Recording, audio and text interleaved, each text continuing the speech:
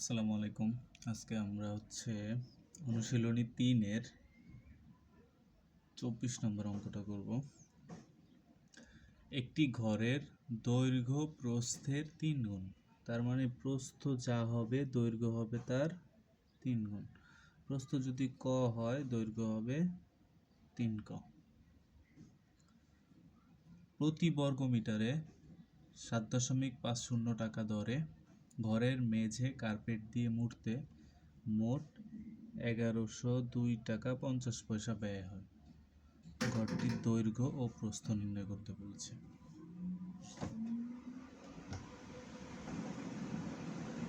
ঘরটির দৈর্ঘ্য প্রস্থ নির্ণয় করবো আমরা। ওকে, তাহলে দৈর্ঘ্য প্রস্থ নির্ণয় করার জন্য আমাদেরকে সর্বপ্রথম ঘরটার ক্ষেত্রফল জানতে হবে। ক্ষেত্রফল থেকে আমরা দৈর্ঘ্য প্রস্থ নির্ণয় করতে পারবো। তাহলে ক্ষেত্রফল কিভাবে জানবো? আমরা এমনিতে সাধারণত জানি যে দৈর্ঘ্য আর প্রস্থ গুণ করলে ক্ষেত্রফল হয়, কিন্তু এখানে দৈর্ঘ্য আর প্রস্থই জানতে চাইছে। তাহলে এই দৈর্ঘ্য প্রস্থ ব্যবহার করে ক্ষেত্রফল নির্ণয় করার সুযোগ নেই। সেক্ষেত্রে আমরা এই যে ব্যয়টা হয়েছে, টোটাল কার্পেট দিয়ে মুড়তে যে খরচটা হয়েছে, সে খরচ থেকে আমরা ক্ষেত্রফলটা নির্ণয় করার চেষ্টা করব। কিভাবে? লক্ষ্য করুন, 1 বর্গ মিটারে খরচ হয় 60 টাকা 50 পয়সা। তাহলে আমরা কি জানতে চাই? এখানে ক্ষেত্রফলটা জানতে চাই। তাহলে ক্ষেত্রফল প্রতি মানে 1, তাহলে 1 বর্গ মিটারটাকে আমরা শেষে রাখবো। সেক্ষেত্রে আমরা লিখতে পারি কত নম্বর? 24। অনুশীলনী 3।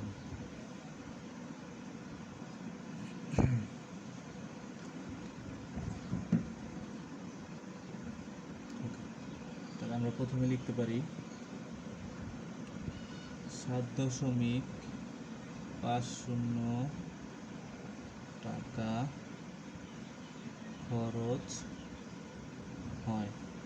7.50 টাকা খরচ হয় 1 বর্গ মিটার। 1 বর্গ মিটারে কার্পেট লাগাতে, কার্পেট বসাতে 7.50 টাকা খরচ হয় 1 বর্গ মিটারে কার্পেট বসাতে। তাইলে আমরা যেটা জানতে চাই সেটাকে শেষে রাখি। সুতরাং 1 টাকা খরচ হবে আরও কম বর্গ মিটারে নাকি বেশি? অবশ্যই কম বর্গ মিটারে খরচ হবে 1 টাকা। কম হইলে ভাগ, তাহলে 1-কে 7.50 দিয়ে ভাগ। সুতরাং আমাদের টোটাল খরচ হয়েছে কত? যেটা প্রশ্নে দেওয়া ছিল 1102.50 টাকা। এখানে দেওয়া আছে মোট 1102 টাকা 50 পয়সা। 1102 টাকা 50 পয়সা খরচ হয় আরও বেশি বর্গ মিটারে। তাহলে বেশি হলে গুণ 1102.50 ভাগ 7.50 বর্গ মিটারে কার্পেট বসাতে। এখন এইটাকে একের সাথে গুণ করলে তো যা আছে তাই হবে। এখন 7.50কে আমরা 1102.50 দিয়ে ভাগ করব।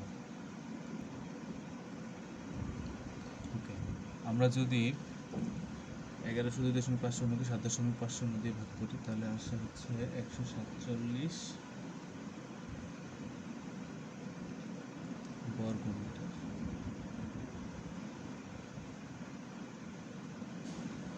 147 বর্গ মিটারে কার্পেট বসাতে খরচ হয় 1102 টাকা 50 পয়সা। এখানে আমরা ক্ষেত্রফলটা পেয়ে গেছি। এখন ক্ষেত্রফল থেকে আমরা দৈর্ঘ্য প্রস্থ নির্ণয় করব। কীভাবে?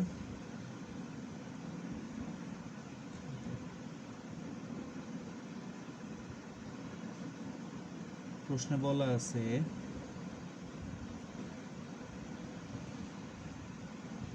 দৈর্ঘ্য প্রস্থের 3 গুণ। মনে করি প্রস্থ তো আমরা জানি না, সেক্ষেত্রে ক মিটার। তাহলে দৈর্ঘ্য কত হবে?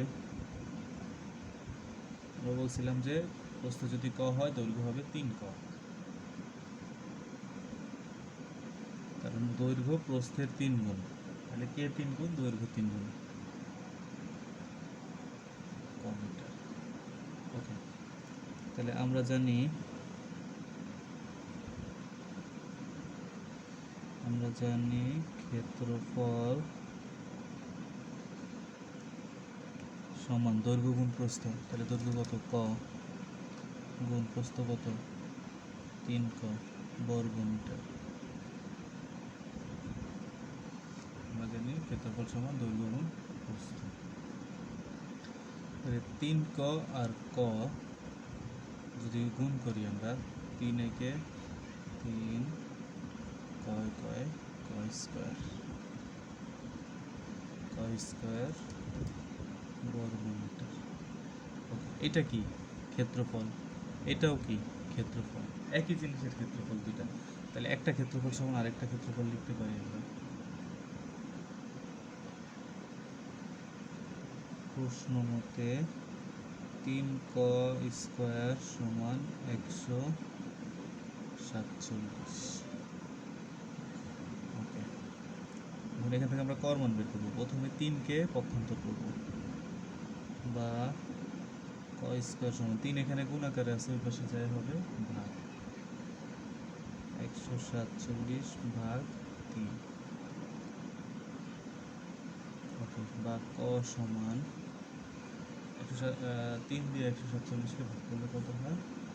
3 14-র মধ্যে যায়, 3 4 12, 4 বার থাকে 2, 2 7-এর আগে বসে 27, 3 9 27। তাহলে আমরা পাইলাম হচ্ছে 49।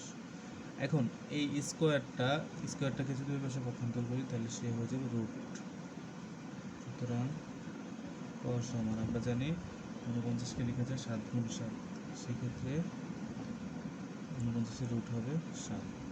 তাহলে ক এর মান কত? 7। এখন এই ক এর মান থেকে আমরা প্রস্থ নির্ণয় করতে পারবো, দৈর্ঘ্য নির্ণয় করতে পারবো। তাহলে প্রস্থ,